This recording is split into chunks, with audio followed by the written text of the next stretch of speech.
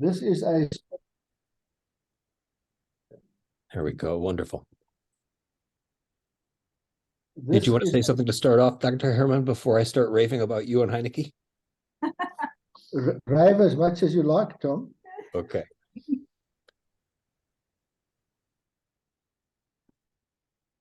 It occurred to me, since our theme is community today in World Unity Week, and we are in the Humanity as Organism Thrives Convergence Room, and it's an honor to have you both. And if I read each of your CVs and biopics, we would be here for a half an hour. You're both incredibly skilled and incredibly well-traveled. But I'll let people know that, you know, one of the things that has been coming out as an emergent phenomenon as a distinction in well-being these past few days, even more strongly than what we've already known, is the power to redefine ourselves. And you've both walked through incredibly fascinating careers. Dr. Herman Edeling was trained as a medical practitioner and worked as a general practitioner for about a decade before he decided to step into a more specialized practice of neurosurgery. Incredibly well-respected neurosurgeon, and then for several decades, and then in recent years has been part of medical legal advocacy groups. And I don't know where in there you decided to go to medical school, Dr. Herman, with all of those hours of surgery and residency and whatnot, but where you decided to go to law school. But in recent years, having put together the South African Vaccine Injury Medical Legal Society, which houses hungry voices from dozens, hundreds of practitioners. And I'm looking forward to you possibly talking about that. And it wasn't lost on me that Dr. Hannetjie, you also walked a similar path, coming out with a bachelor's of science, coming out of your undergraduate work in dietetics, probably thinking that you were going to work, and then you worked in dietetics as a traditional dietitian and dietitian consultant for a decade before you decided, and I don't know how you did this, to walk through another degree in psychology and a master's in psychology and a doctorate in psychology in what looks to me, when I scan your CV, and what looks to me like 7 years. Not too shabby, right? So you must have been eating the right stuff and fueled yourself quite well. And I'm just, it's incredibly impressive that the two of you have put together not just your personal professional skill sets, but you've put together a brand new voice. I think for yourselves as well. I've only known you just under a year. I was so honored to meet you in the first place. And as we get to know you more today, maybe we'll get a little bit more of that story about how you put together this space for people to feel the brand new awakening, right? So we just came out of a session full of what shakes you, and you both are plenty skilled in helping people step back into a place where first do no harm, stop doing the thing that's poisoning you, right? And you can be the expert that tells them what to do. And I think both of you put together a beautiful holistic space for people to get into the driver's seat for themselves and given a new voice. So I'll stop my voice, and I welcome you. Thank you for taking the time and being here. Thank you, Tom. Thank you very much. And Hasina, thank you very much for hosting us and for having us in your convergence space. I want to tell you a spiritual story. You will appreciate that I was trained and schooled in mathematics, physics, chemistry, logic, medicine, and law. You will please excuse the fact that I don't have the language of spirituality. But I trust that listening with open minds, you will hear the spiritual truth behind my scientific and legal words. So I'll tell you the story in the language that I can.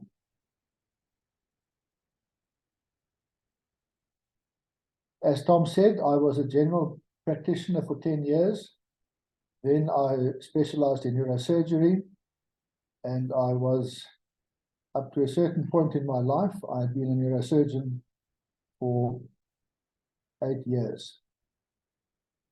In that time, and in the context and the paradigm in which I existed, and I'm going to refer to that context and paradigm as my tribe. It wasn't a formalized tribe that had boundaries, but it was nonetheless, to me, it was my tribe. That tribe had certain values, certain rules, certain expectations, and I functioned very well in that tribe. Looking back, I understand that a lot of my effective function was because of my adapted child ego state. And as I'd grown to over 40, there was also a large effective person of my critical parent ego state. The success in practice and the respect came from my adult behavior. So before going on, I'd like to thank and recognize Hannetjie, who I met when I was 46. At a time that, in spite of what I've referred to as successes, I had 2 failed marriages. At the time, I had no idea the extent to which I was fast asleep.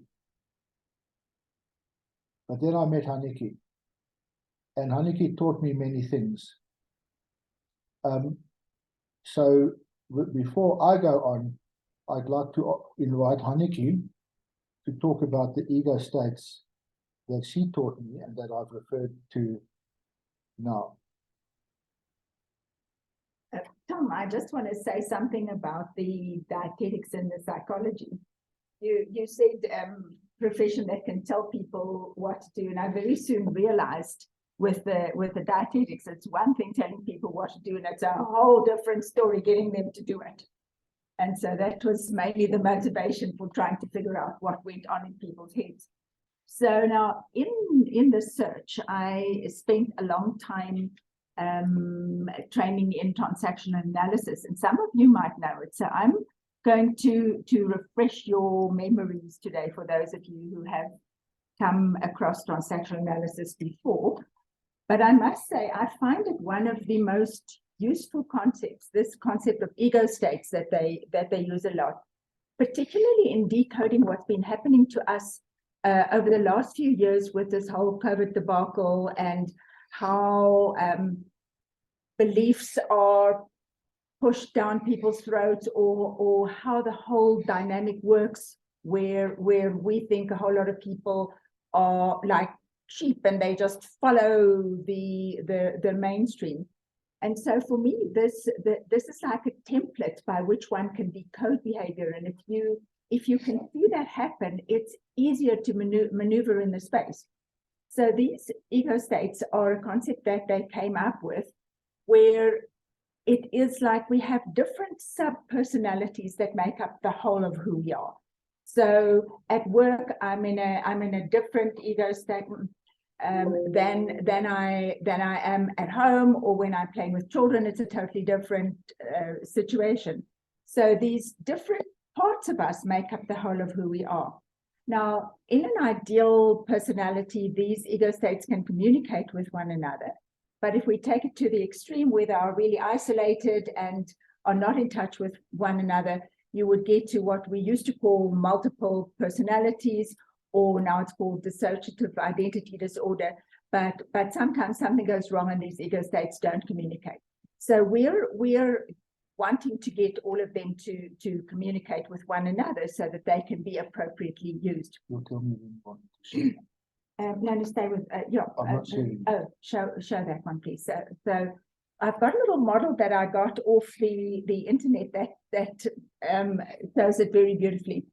So now to begin with, when one is born as free child. That little baby is completely okay with itself. It is joyful, it sleeps well, it eats just enough, it's totally in touch with where it's at. And in an ideal world, that baby needs a nurturing parent, the one that is reassuring, caring, helps to promote the child, is very loving, but firm, but part of it also has to help the child to integrate into society. But the prescriptions are more for the child's benefit than it is for the benefit of the parent. Sadly, though, for us, there's a whole different dynamic for many people. And this critical or controlling parent that Herman was talking about is one of the biggest problems that I see in my practice, but also in the setup that we're facing. Now, the critical parent is not like the nurturing parent at all, in that it wants what it wants when it wants it, and it values obedience, and it's incredibly prescriptive, quite harsh. It's like the autocrat of the whole setup. And obviously, the critical parent and the free child don't get on very well together. So what we do is we split parts of ourselves off. We sometimes isolate the free child to such an extent that it's not really accessible. But we develop a whole different part of the personality, which is called adapted child. And it has two sections. There's the rebellious one, defiant and complaining, the more compliant one that is more passive and more obedient. So both those aren't what we call free ego states. They're always beholden to the parent ego state. But that's also where the obedience happens. So that, just give us the next slide. So now in this simplified model, you'll see that the free child and the adapted child are in very strong interaction with the parent ego state. And ideally, the critical parent wants compliance. Sometimes at 2 years old or during adolescence or later, people become a bit rebellious and they feel terribly free, but they aren't really, because they're still under control of the critical parent. And then the withdrawal can be anything from sulking to depression to leaving the country or so. But the main reason that I wanted to show this is that if you look at the diagonal interaction between the adult ego states, that would cut across the diagonal dynamic.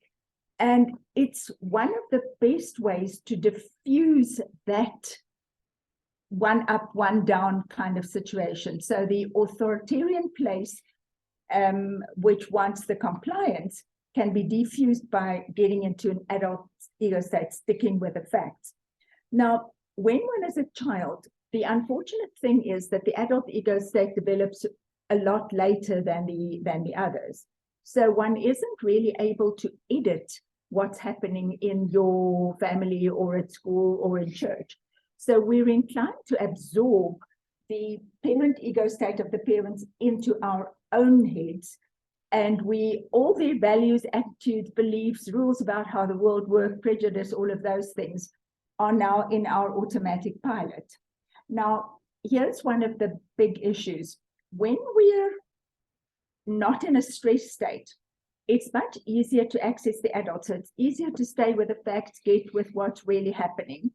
But when we are stressed, we fall back onto what I refer to as automatic pilot. So almost all of what is in the parent ego state is in the subconscious.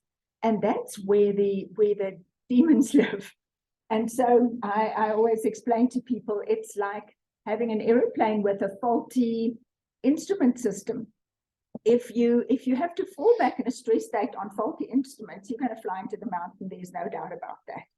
And so I think one of the best ways out of the of that obedience dilemma is to get people to really think and to calm their stress state down so much so that they can get into the adult space and really look at what the objective facts are. Otherwise, we're going to be stuck in that obedience.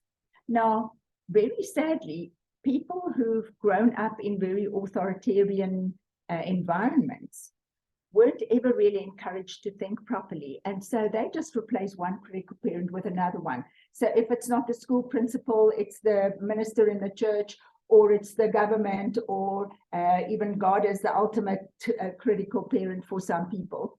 So bit of a treacherous situation there. And I just want to give a silly little example. I sometimes say to people, let's say you arrive in my office late and I say, what time is it? I'm not actually asking the time. It's very clear that it's a parent ego state story that I'm saying. And the idea is to get you to behave and to feel suitably remorseful. But if you said, oh, it's 9:20, what am I going to do? So it really diffuses a lot of that. So whatever we do, please let's encourage people to stop and think. And I think you were asking just now what people can do practically.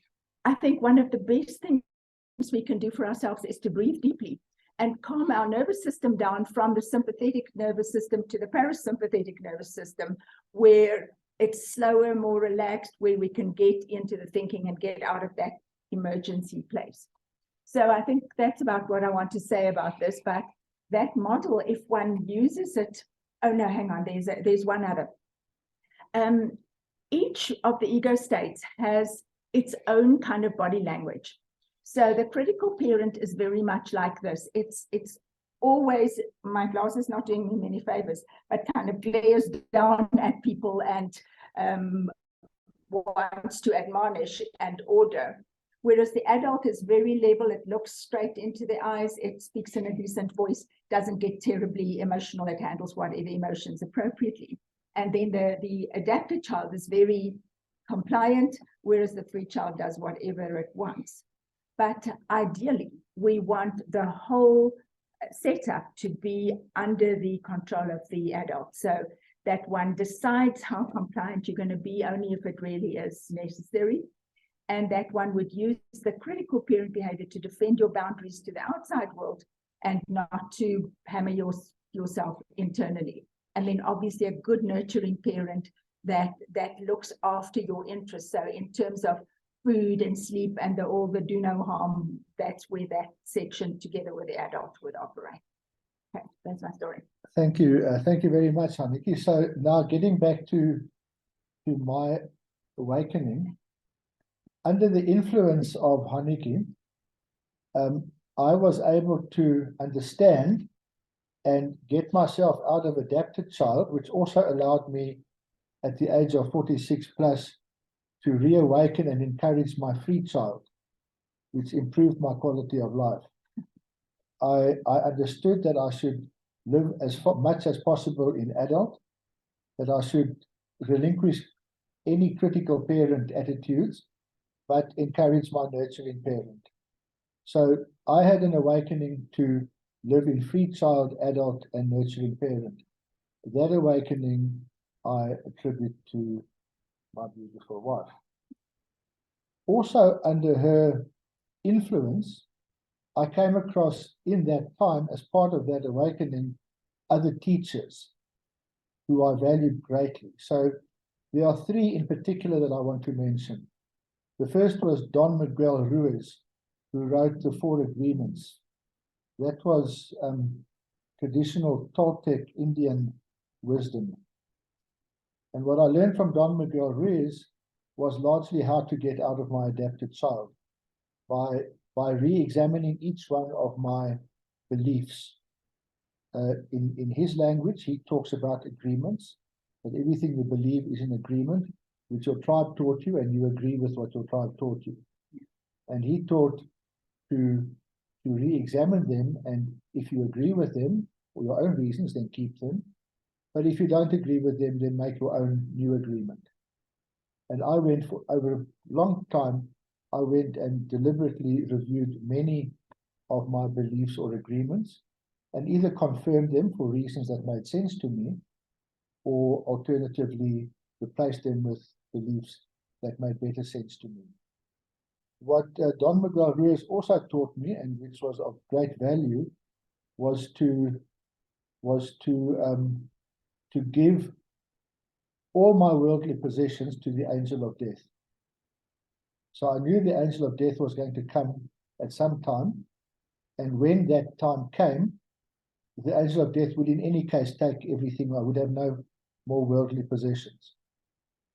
But what he taught me, just give it to the angel now, because then you are free of the yoke and the responsibility and the attachment to them. So as much as there are papers and the government agrees that this house belongs to me and Hannetjie, as far as I'm concerned, it doesn't belong to me. I enjoy the pleasure of living here. Other people agree that I can live here, and that's perfectly fine. That was extremely liberating. Then Dr. Wayne Dyer, who I've spoken to Tom before, Tom says he knew Wayne Dyer, taught me many things. He taught me the power of meditation, most particularly the power of our meditation. He taught me that there is a spiritual solution to every problem. He taught me how to become independent of the good opinion of other people. He also taught me that I'm free in any moment to connect my mind to the divine mind and guarantee myself peace. And those insights have been incredibly valuable in relieving stressful situations and helping to find solutions to problems. So I'm forever grateful to Don Miguel Ruiz and Dr. Wayne Dyer for that. And then the third big teacher I want to mention is Eckhart Tolle, who taught me about the power of now. When I say he taught me, of course he taught millions of other people, but this is my story. And I didn't read it, I listened to it over and over until I really understood it. And understanding what he really meant by the power of now was incredibly liberating and empowering.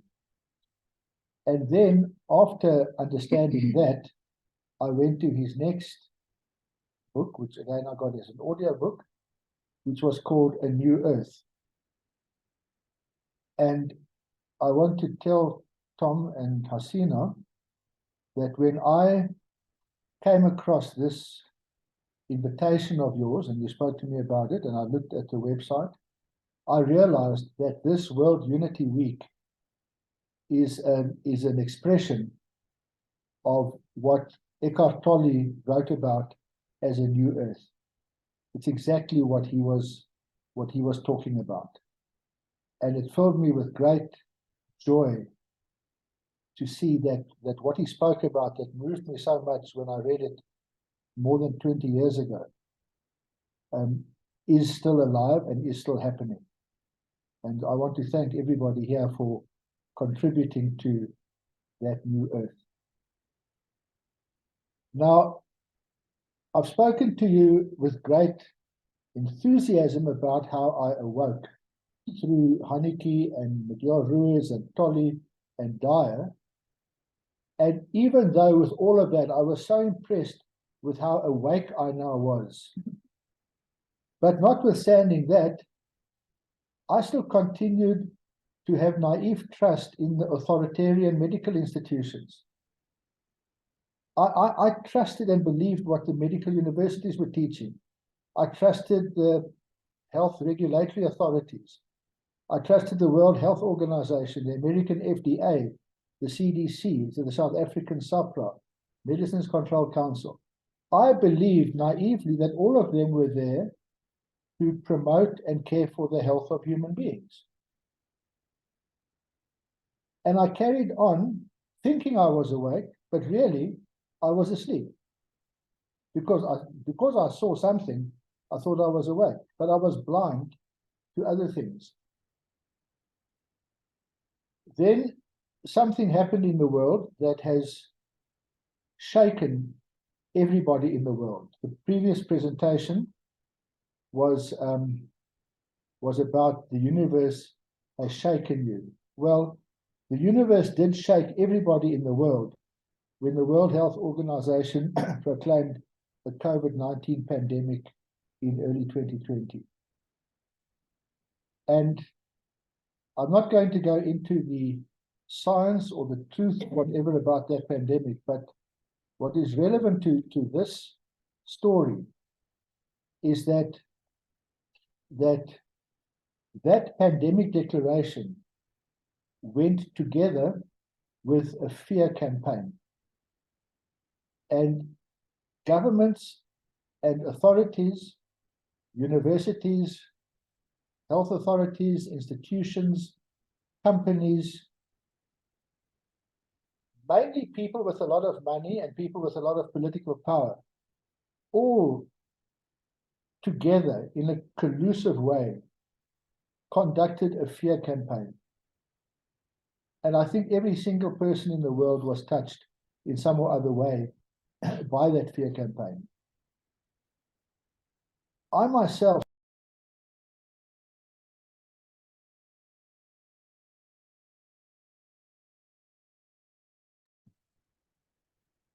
was I muted or not? Yeah. Sorry, Hasina, I just got a message now to unmute myself. Have I been muted while I was speaking? No, we heard I myself. That was the Okay. last part of the sentence. All right. Okay. I spent the year of 2020 in a state of panic because they told us that COVID is especially dangerous to old people and people with comorbidities and people who are obese. So I fit every one of those criteria. And I was terrified that if anybody came near to me and gave me COVID, I would die a horrible death. So I completely changed the way I related to everybody and everything so as not to die from COVID. That absolutely shook me. But it took a long time before it made me think differently. And then I started to become aware that there were different views.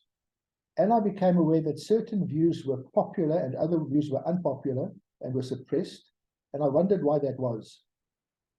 I also found it very peculiar that the authoritarian narrative at the time was if you get COVID, you mustn't use any treatment. You must just stay at home and do nothing until you either get better or you get so sick that you are blue, then you must go to hospital, in which case you'll probably be ventilated, in which case you've got a good chance of dying. That shook me because that didn't make sense in terms of my medical training. And there was evidence of ways of preventing COVID and ways of treating COVID. But the instructions from the authorities were not to use any of those methods. That didn't make sense. But what really, like an explosion, shook me into a new position was when I heard on the news that a doctor in KZN had been arrested for prescribing ivermectin for a patient with COVID, and that a pharmacist had been arrested for dispensing ivermectin for COVID. Now, ivermectin, I knew, was one of the safest drugs in the world. Maybe you shouldn't call it a drug, it's a medicinal compound. It's extremely safe, extremely effective for parasitic conditions. But there was evidence that it also helped COVID. Now, if it is true, as the authorities were saying, that there's no treatment, you just have to stay at home and do nothing, and somebody comes along and says, why don't you try ivermectin? Well, if ivermectin is dangerous, then you would only take it if there's very good proof that it works. But if ivermectin is so safe, why not try it? Why not have the benefit of the doubt, even if there's a 10% likelihood of it helping you? So under those circumstances, it was medically so irrational as to be insane to criminalize the prescription or dispensing and use of ivermectin for COVID. That is really what woke me up and made me understand that what the health authorities are doing is not for the sake of health, but for the sake of something else. Now, I then spent a lot of time reading and researching. When I say researching, I don't mean conducting clinical trials. I mean just reading and looking for information. And in 2021, after these things became so clear to me, I realized that I can't live with myself if I just keep quiet about this. Because I've understood something that I think is very important, and I think it is my ethical duty, it is part of my Hippocratic oath. I have to make this known. So I wrote a document which I called COVID-19 Blind Faith or Open Minds, Critical Thinking in Times of Crisis. I'd like to read that document to you, because that document is an expression of my further awakening after the one that happened when I met Hannetjie. Have I gone mad, or has the world gone mad? How is it that, in addition to fear of the pandemic and economic hardship due to lockdown, we now seem to live in a world of rampant confusion? We are subjected to diametrically opposed opinions, all strongly expressed by individuals who are regarded as experts. How can it be, and why is it, that experts have such diametrically opposed opinions? I found that all the expert views I heard could be divided into two groups. On the one hand, we have the fashionable opinions. These are generally propagated by politicians, experts appointed by politicians, institutions we have traditionally trusted, pharmaceutical companies, the mainstream media, and celebrities. Many who propagate these fashionable opinions are well funded for the opinions they express. And as Hannetjie reminds me, these are all critical parent attributes in this one group. On the other hand, we have the unfashionable opinions. These are generally propagated by independent experts. So that's what struck me. None of these people work for the government. None of them work for a university. None of them work for an institution whose position or policy they have to uphold. So they are free to think for themselves. That is the adult state that Hannetjie is reminding me. So these are independent experts, but also other concerned individuals. And these people are unfunded. They go out on a limb on their own time and their own dime. These independent experts and other voices are almost automatically vilified and censored.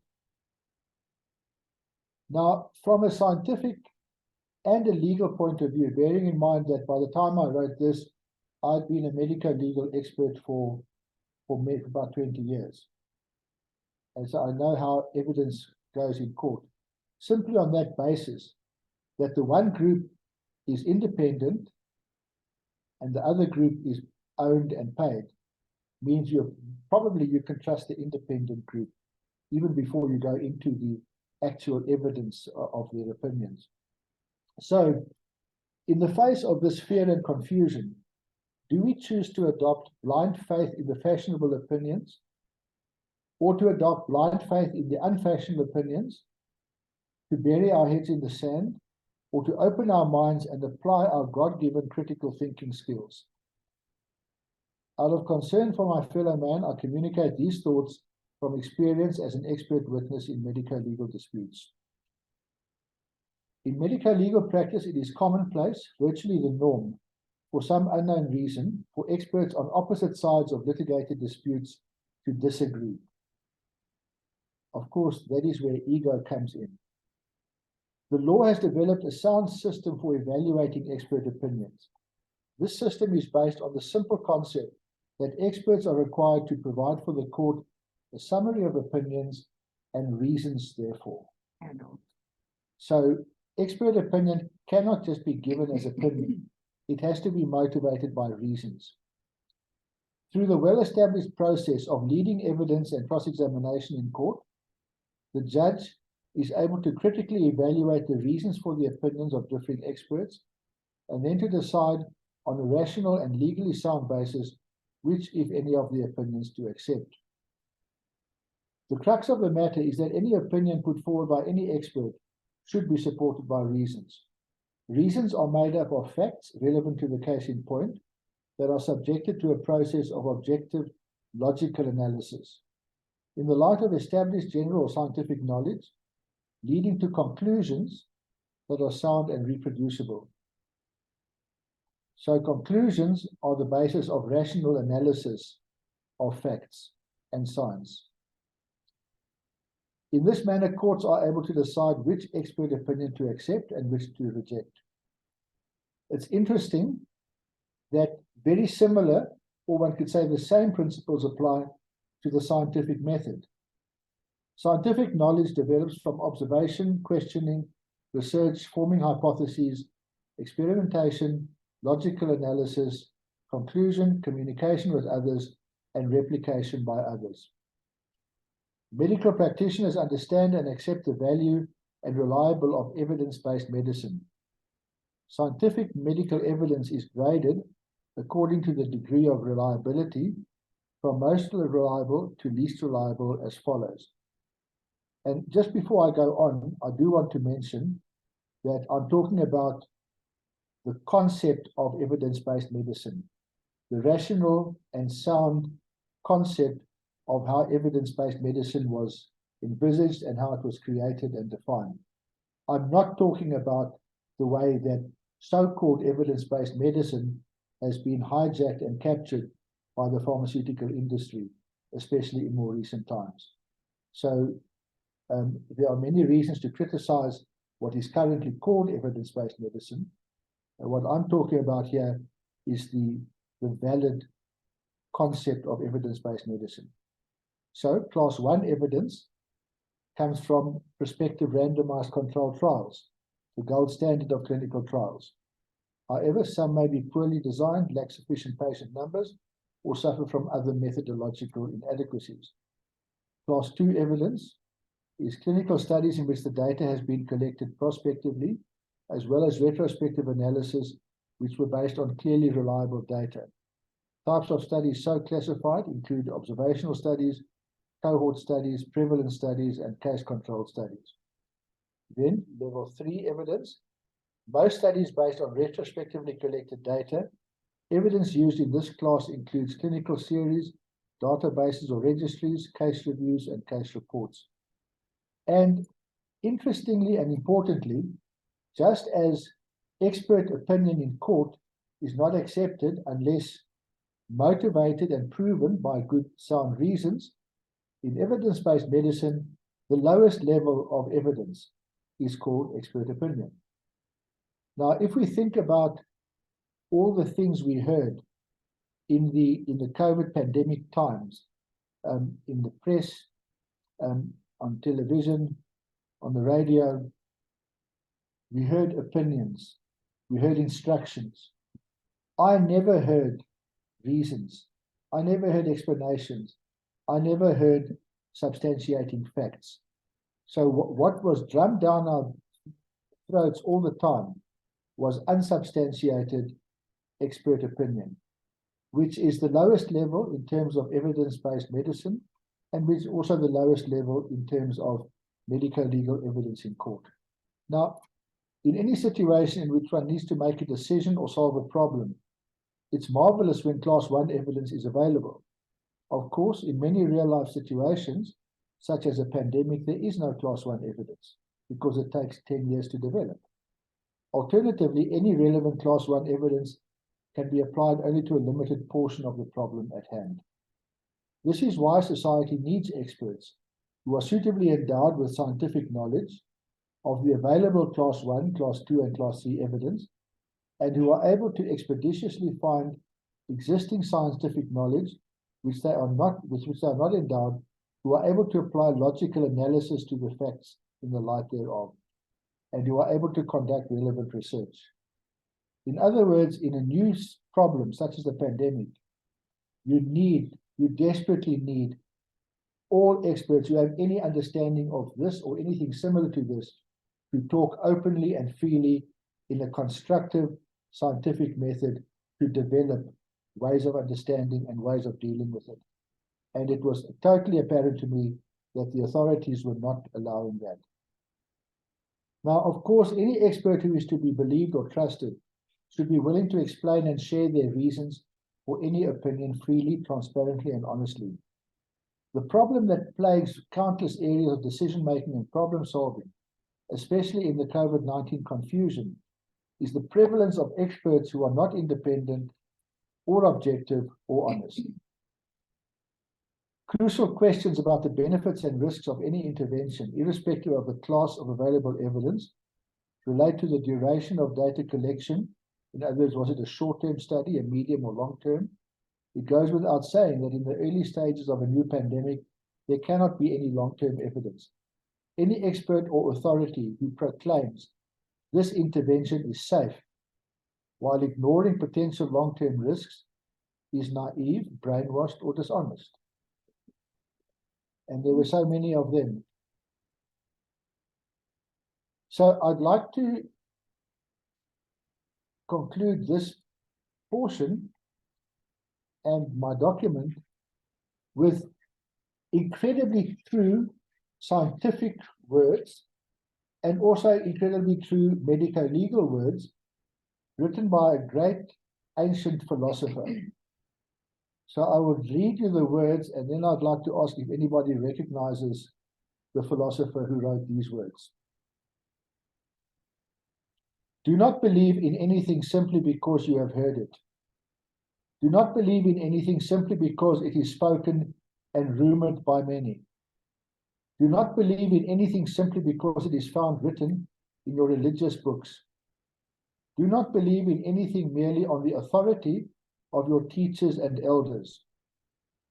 Do not believe in traditions because they have been handed down for many generations. But after observation and analysis, when you find that anything agrees with reason and is conducive to the good and benefit of, I see that you want to tell me who wrote that.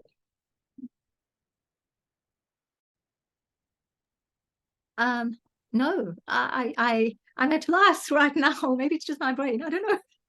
I'm sure Tom knows. Anybody want to take a guess who wrote those incredibly useful words? Tom? Give it one more pass, Doc. Read the whole thing again. Really? You want me to Please. read it again? Just a second. While he's finding it, do you hear the critical parent and adult sections in there? I find it just so fascinating that it's literally like a template that you can decode things with, and every time it comes down to stick with the adult if we possibly can. Here we go. Do not believe in anything simply because you have heard it. Do not believe in anything simply because it is spoken and rumored by many. Do not believe in anything simply because it is found written in your religious books and elders. Do not believe in traditions because they have been handed down for many generations. But After observation and analysis, when you find that anything agrees with reason and is conducive to the good and benefit of one and all, then accept it and live up to it. So, Tom, who wrote that? You may have written it. If it wasn't you, my second guess would be Jordan Peterson. Older than that. Yeah. Older than that. It's Communist is, Thomas Jefferson. an ancient philosopher. communist is, Thomas Jefferson. No? Okay, it was written by Buddha. Wow. Wow, that's beautiful. And those words written by Buddha could be in a textbook of medical legal evidence in 2023, because it exactly describes what the court should believe. So Hannetjie is telling me to hurry up, which I agree with. Having come through this shock of the pandemic and the authoritarian narratives and instructions and the propaganda and the fear campaign and the lies, the absolute harmful lies that were rammed down our throats, I am way more awake than I was in the past 10 years after the previous awakening I described. And as Tom has said, in this time, I've established this organization called SAVIMS, the SA Vaccine Injury Medico Legal Study Group, which does thankfully have members from other countries as well.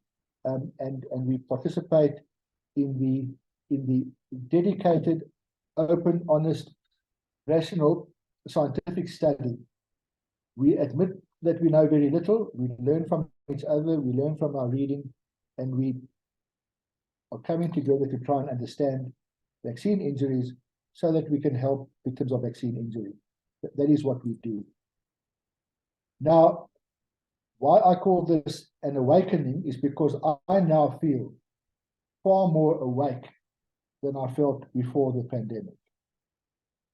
And before the pandemic, I felt far more awake than I was before I met Hannetjie. So what has this really taught me? It's taught me to be humble. Because the real thing is how much I don't understand. How much of the universe, how much of nature, how much of God is there to be known and experienced and used, but of which I know absolutely nothing. So my real conclusion is that I have now become so awake that I realize how asleep I really am. Thank you.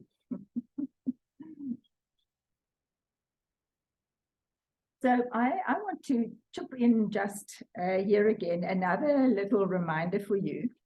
I was really struck by the very spiritual nature of the previous sessions. And I really value the fact that these people together can vibrate at an amazing level. So the reminder that I want you to just bring to your full awareness again is the map of consciousness. You probably have seen that.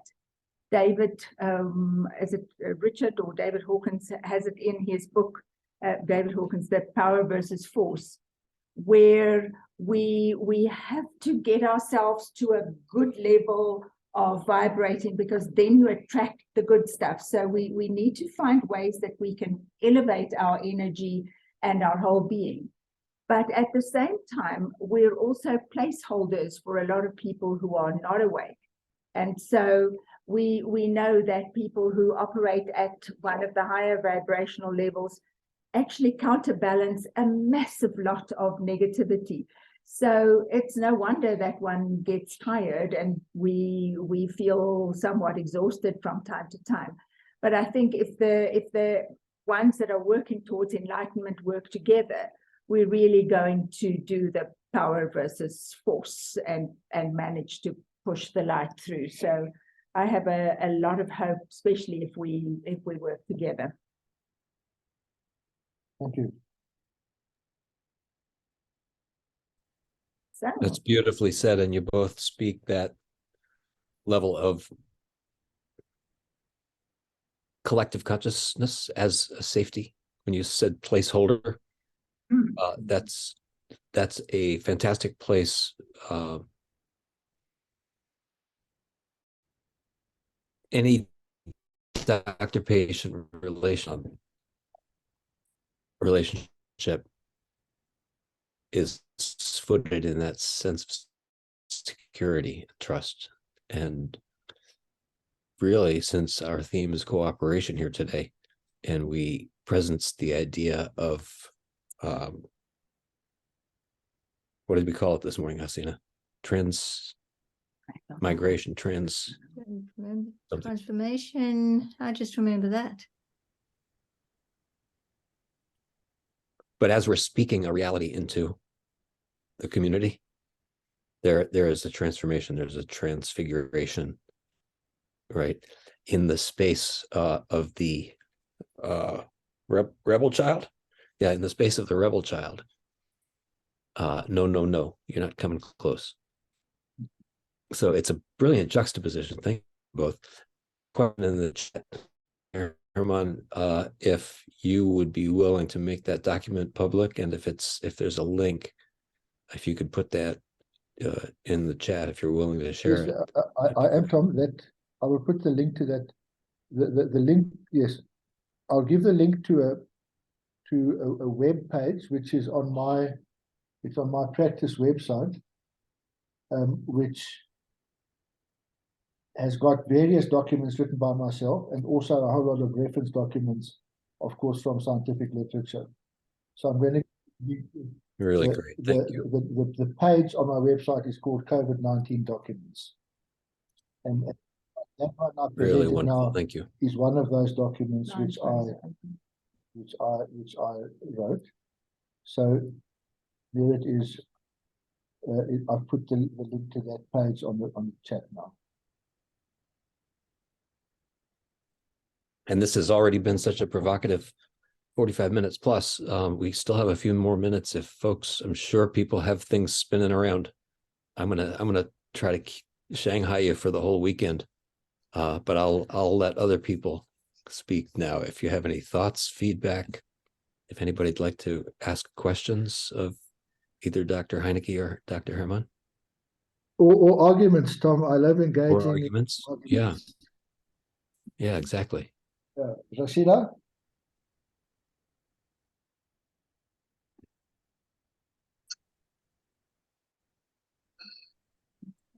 Okay.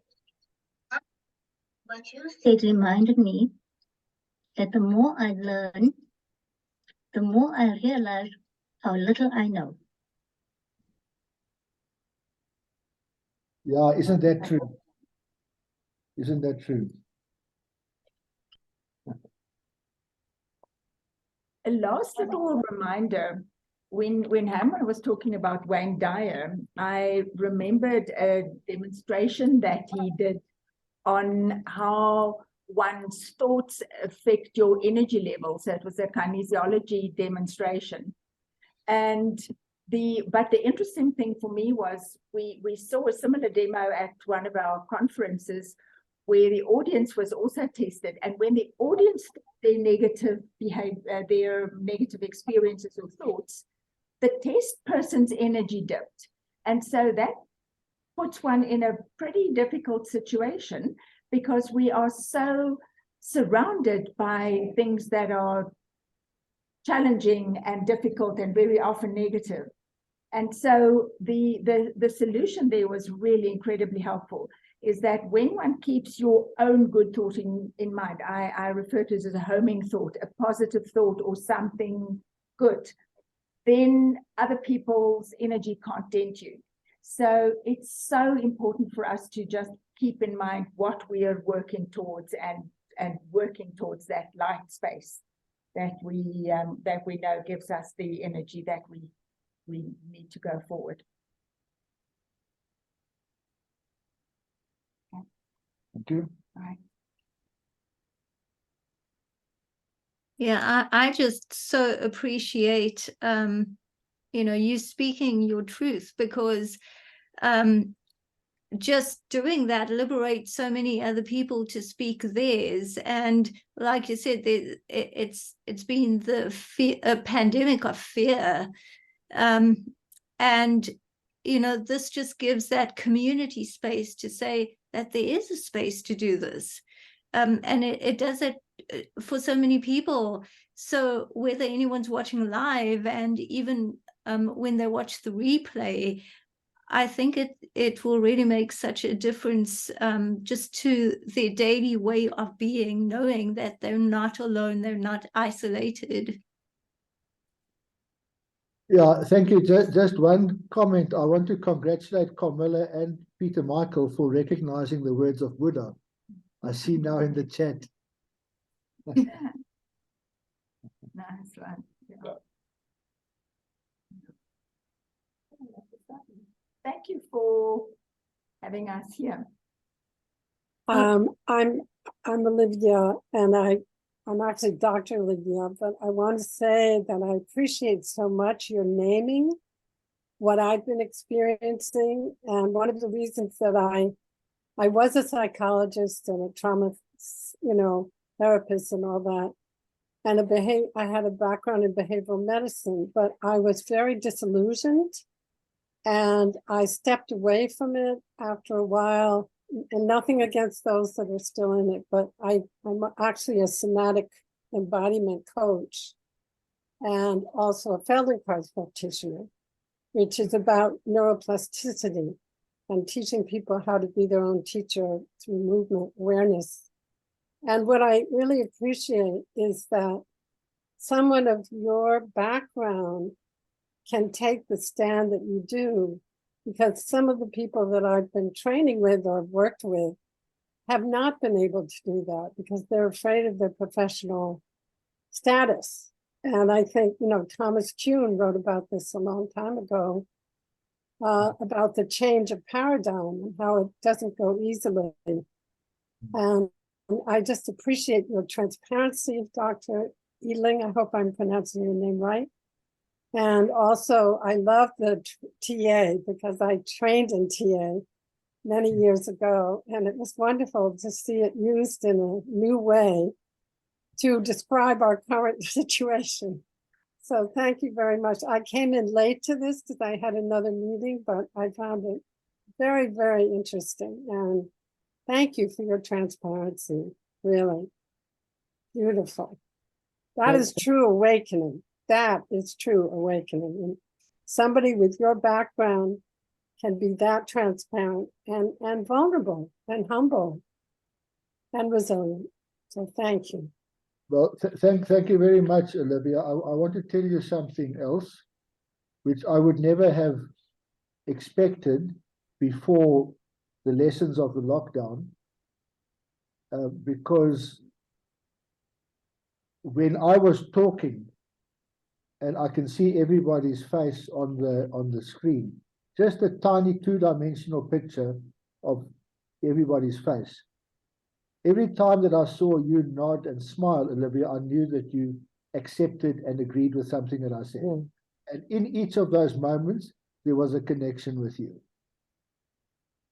And that I felt it too. I felt it too. And those connections happen while we are actually just talking to a flat screen with pictures that move very little. But it's incredible what meaning gets conveyed through the sound and through the flat screen. aho, as we say.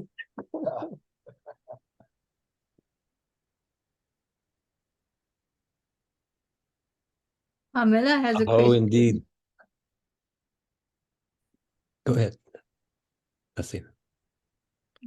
Did you have? Oh, I was just going to thank Olivia for her wonderful applause, because I would also like to personally thank both of you for the time and commitment that it takes, and the courage to step out into a space where I think when we look back a generation from now, we will see this as a time where incredibly courageous and committed people who may not even have previously considered themselves committed to cause found a new space.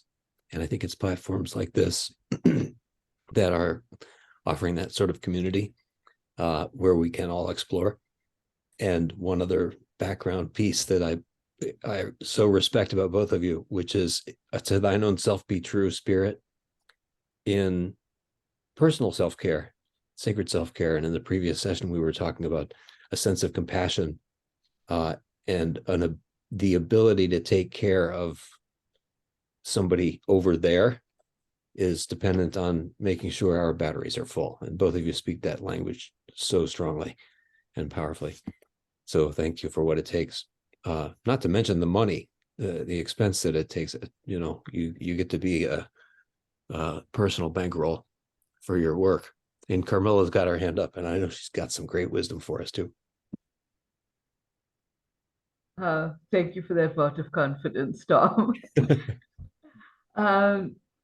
I just want to reiterate what somebody else said earlier about how every time you speak up, you free others to do the same.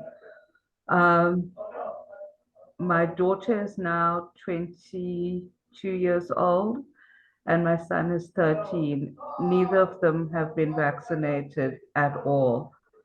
When I started this journey 22 years ago, deciding that at that time my kids would not be vaccinated in Durban, in Johannesburg, in South Africa with Athena, it was unheard of. People thought I was completely insane. I was, in some instances, accused of child abuse by doctors. But it turned out in the long run that both of my kids have immune systems that are exponentially, incredibly well developed compared to all of their peers. And just watching them deal with the childhood illnesses alongside people who had been vaccinated, and looking at the similarities and differences in the symptoms and the treatment and the way that their bodies dealt with something like the whooping cough compared to their friends who had been vaccinated, and the way that their immune systems healed from it and had fewer long-term side effects and things like that. You know, obviously it's anecdotal, but just the experience of having been that lone voice in the wilderness and now finding a space where people are coming to these understandings and sharing them so openly almost makes it worthwhile, having been that rebel my whole life, to feel like, hey, I wasn't just weird and crazy, I was just a couple of decades ahead of my time. Love it. Yeah, amen.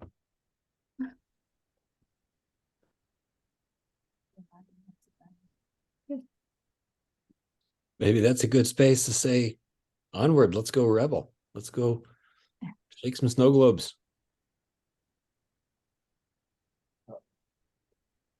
And it's really a gift to be in community like this and to just be able to explore that. I think we've been talking about healing virtually most of these past few hours, and this is the healing, to be in community and know that we can be and we can speak, we have voice, and that together we have power.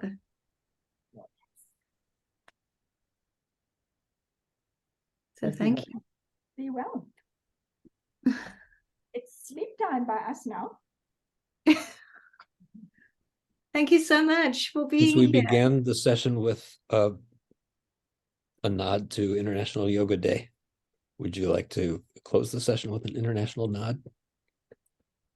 Okay. Well, yeah, it's bedtime here as well, and we've still got the next person coming, but that's okay. Let's do some breathing. Take your arms out. You can have a thumbs up sign, and we're going to inhale, and then as you exhale, you're going to go in, out, and just rotate your arms forward. So let's all inhale together. Go.